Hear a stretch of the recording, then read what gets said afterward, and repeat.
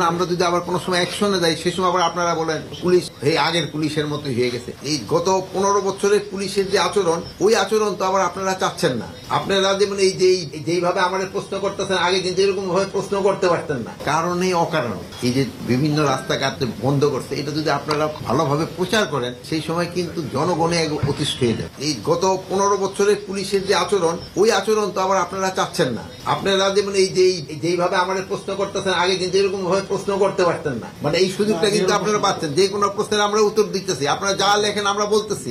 পুলিশের ক্ষেত্রে এখন কি তাদের এই জন্য ট্রেনিং, এবং তারা দিন আরো মানবিক হয়, এই জন্য কিন্তু এই আইজি সাহেব তাদের ট্রেনিং প্রোগ্রামও কিন্তু চেঞ্জ করতেছে। কিন্তু হয় কি, এগুলি করতে তো সময় লাগে। মানে আজকে একটা বললেন, কালকে তো হয়ে যাবে না। আর এরকম যে ধরেন উত্তরায় থানা, এরকম দুই একটা তো ঘটনা ঘটবে না তা না, বাট এটার ক্ষেত্রে আপনারা দেখতে হবে আমরা এদের ক্ষেত্রে অ্যাকশন নিচ্ছি কিনা। যদি আমরা অ্যাকশন না নেই শিশু মানুষদের বলতে পারে আমরা তো অ্যাকশন নিচ্ছি। কারণে অকারণে এই যে বিভিন্ন রাস্তাঘাট বন্ধ করছে, এটা যদি আপনারা ভালোভাবে প্রচার করেন সেই সময় কিন্তু জনগণে অতিষ্ঠ হয়ে যায়। এখনই কিন্তু জনগণ অতিষ্ঠ হয়ে যায়। এই যে গতকালকে দেখবেন গ্রামীণ ফোনের হেড অফিস দেয়া 12টা বন্ধ করে রাখছে। এগুলি আপনারা মিডিয়া বলেন, এই জিনিসগুলো আমাদেরও কিন্তু একটা ধৈর্যের সীমা থাকা দরকার। আমাদের কিন্তু ধৈর্যের সীমা কিন্তু শেষ করে দিচ্ছে তারা। তারপরে ধরেন আমরা যদি আবার কোনো সময় অ্যাকশনে যাই সে সময় আবার আপনারা বলেন পুলিশ এই আগের পুলিশের মতোই হয়ে গেছে। এই ক্ষেত্রে আপনারা তাদের একটু বলা দরকার যে তারা যে কারণে অকারণে করতেছে, তারা এটা রাস্তাঘাট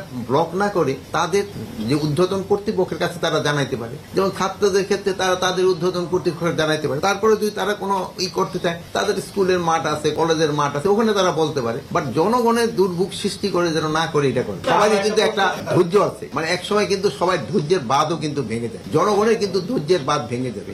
এই সময় দেখবেন যে জনগণের কিন্তু তাদের ক্ষেত্রে অন্য রকমের ব্যবস্থা নেওয়ার চেষ্টা করে। আন্তর্জাতিক ট্রাইব্যুনাল যাদের ধরেন গ্রেপ্তারের পরোয়ানা জারি করছে, আমরা কিন্তু তাদের ধরছি। তারা কিন্তু অনেকে মেইন জন, তারা তো আপনারা জানেন সে তো বাংলাদেশেই নাই। আমরা এখন তাদের কোথায় থেকে ধরে নিয়ে আসবো? এরকম তারা যারা দেশে নাই, তারা তো হয়তো ওয়ারেন্ট ইস্যু করে দিচ্ছে, তাদের তো আমরা ধরে আনতেছি যারা দেশে আছে। বাট যারা দেশে নাই তাদের তো আমাদের পুলিশ গিয়ে ধরে আনতে পারে না। এটার ক্ষেত্রে আমরা চেষ্টা করতেছি, যেহেতু পার্শ্ববর্তী দেশের সাথে আমাদের একটা ট্রিটি আছে, ওইভাবে তাদের আনা যায়। আমরা কতটুকু অর্জন করতে পারিছি এটা জনগণ বলতে পারবে, আমরা তো বলতে পারবো। কিন্তু আপনারা হয়তো সাংবাদিকরা আরো ভালো বলতে পারবেন আমরা কি পরিস্থিতিতে দায়িত্ব নিছি, ওই থেকে এখন পরিস্থিতি কিরকম, জনগণের আশা তো আমরা আস্তে আস্তে পূরণ করতেছি।